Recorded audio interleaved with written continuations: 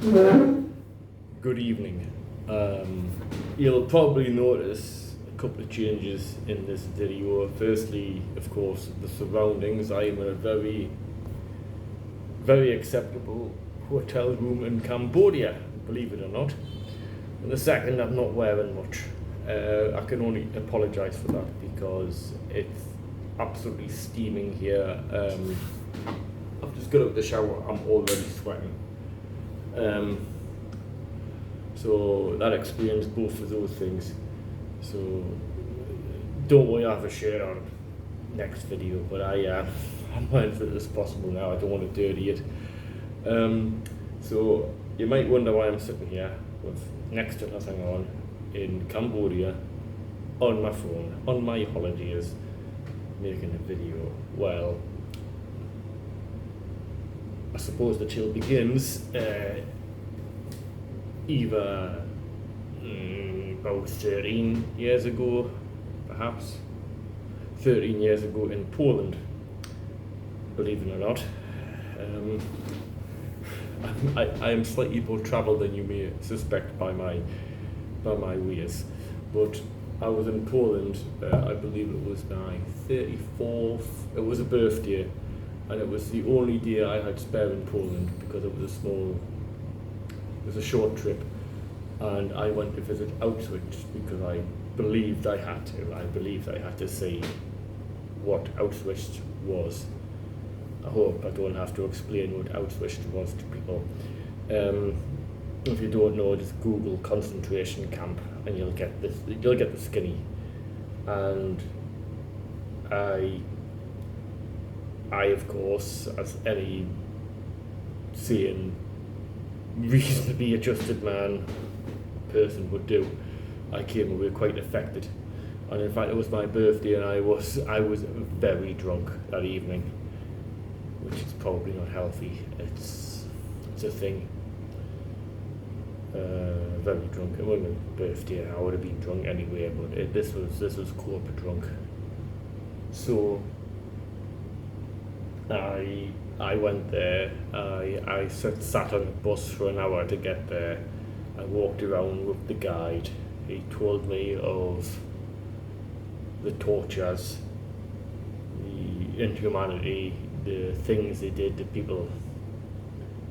And then I sat back, and on a side note, there was some people there with a plastic pink flamingo, which I thought was inappropriate, but I asked them about it on the bus, and they said it was a tradition that they travelled with flamingo. It went everywhere with them, and they weren't flinging it about, so I forgave them. But yeah, I mean, it was quite odd, plastic pink flamingo, Auschwitz. The pink flamingo has nothing to do with today, but to say, basically, I came away affected, as I hope you would, and I have paid some attention to Jordan Peterson's lectures on the theory that you, as in we normal people, we adjusted people, we people of unexceptional intellect and unexceptional morality or immorality would be prison guards at Auschwitz if compelled to be, and I don't know if I'm proud of coming to that conclusion before I was told, but I sort of knew that if I was in that position and I hadn't had hindsight as I have, that I would probably have taken that job. And I'm incredibly grateful to fate for not putting me in that position. And now that I have the position that I have had, the exposure to information and morality that I have, I knew that at this point in my life, and indeed for much of my life, I would never take a job that put me in the position that I would have to do that to people. So fast forward to today, I am taking a tour. I had a breakup this year, which is nothing great to speak of, but suffice to say, I was advised. I feel I should be completely honest here. My mother and my brother basically said, Paul, we're gonna get you a trip for your Christmas present. We'll half it. We'll help you. I probably couldn't have afforded this by myself, but I've got a good family basically, so I've come away and I'm finally visiting Southeast Asia. I've spent 11 days or so in Vietnam, probably a little bit more. I've travelled to several cities in Vietnam, and yesterday we crossed the border and we are in the Cambodian part of the tour. And we arrived last night and you'll excuse my pronunciation, Phnom Penh, which apparently is a lady. Pen mean, the woman's name, and Phnom is either city or the hill. It's very complicated. I can barely speak fucking English, never mind fucking Cambodian. But anyway, one of the parts of the tour was what can only be the Phnom Penh prison and the killing fields. And we went to the prison and I saw Auschwitz all over again. And I was affected again. Excuse me. I was affected again, much the same way as Auschwitz, and the entirety of the group that I went with was too. It was horrible. The guide, his father, I believe, died there. His father was an educated man. It wasn't the Jews at this time, it was the educated. They would rank people just because they had eyeglasses, glasses. I made a bit of a joke about it. I'm like, that doesn't mean I'm educated, I'm an idiot, but that was early on in the tour. I had no stomach for jokes after the first 10 minutes, and that's saying something for me. And we were brought around to see all these incomplete acts of what can only be described as cruelty. And I won't describe them here, it's not for the faint of heart. And then we were taken to the killing fields. Most of us, 4 members, basically said, we've seen enough, and they returned to the hotel, and I nearly went with them because I've seen it.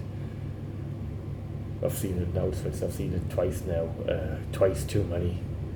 And we went to the killing fields, which, again, I'll spare the details, but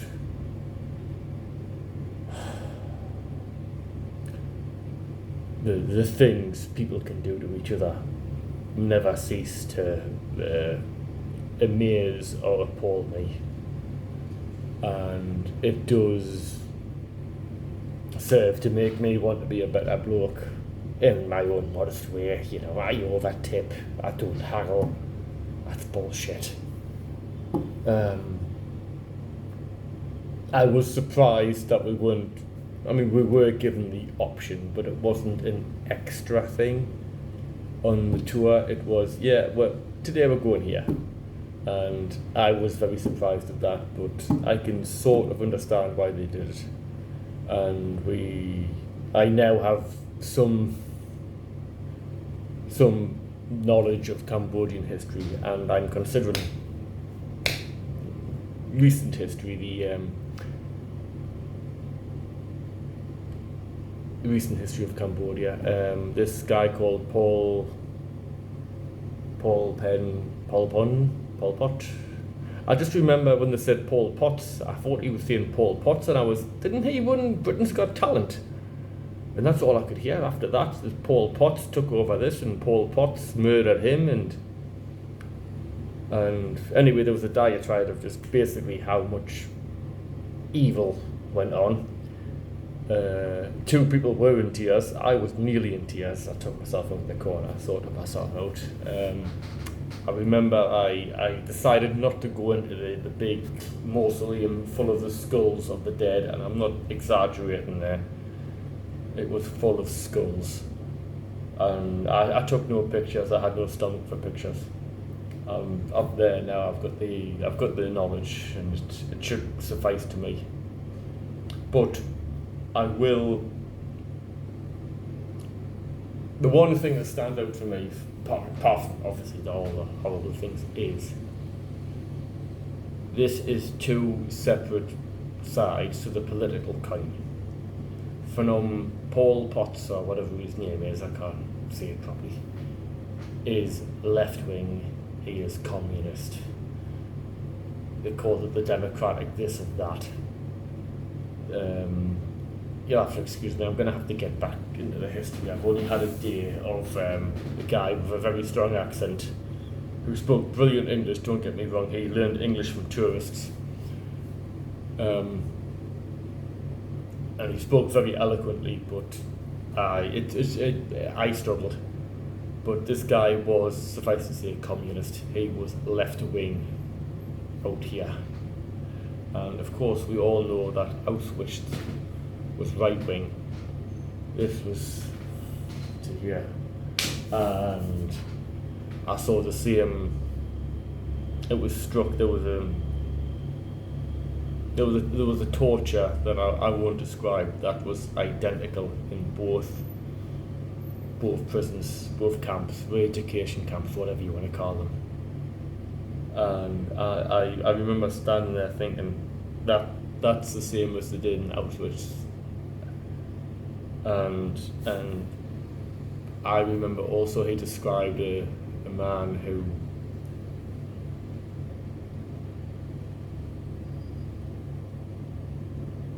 was responsible for,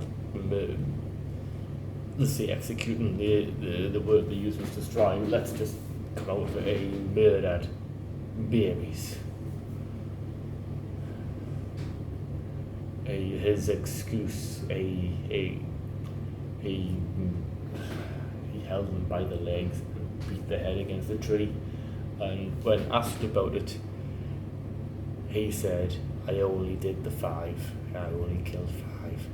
He was a driver. He was to drive to people to the killing fields. And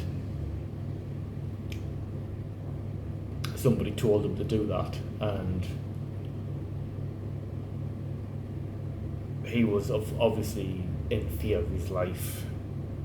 I've never met the guy. I was shown his photograph on a mobile phone by the guide. This man has amnesty now. He said he killed 5 children, just the 5. Which apparently is something of an obvious lie because he worked far too long to do that. And this man is still alive. There's people who've worked in these camps that are still alive. We walked between the mass graves. It was not far short of 200. I can't remember the number. It was 180 something, I think. And you saw them. You had paths around. You were required to dress modestly, which I'm not now, obviously, for respect. And there was what looked like white stones where we walked, and they were the teeth of the dead that the rain had brought up. You could see claws. You walked across the claws of the dead. Just to say this affected me is an understatement.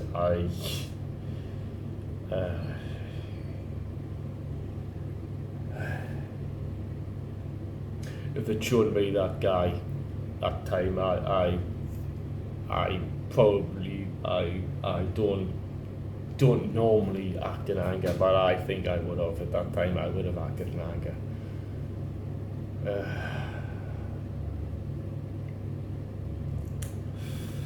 But remember, this is two sides. This is the left and Auschwitz was the right.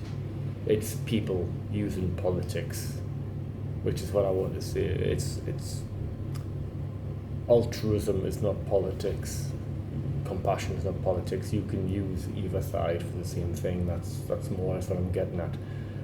Sorry, I've lingered. I've got to go.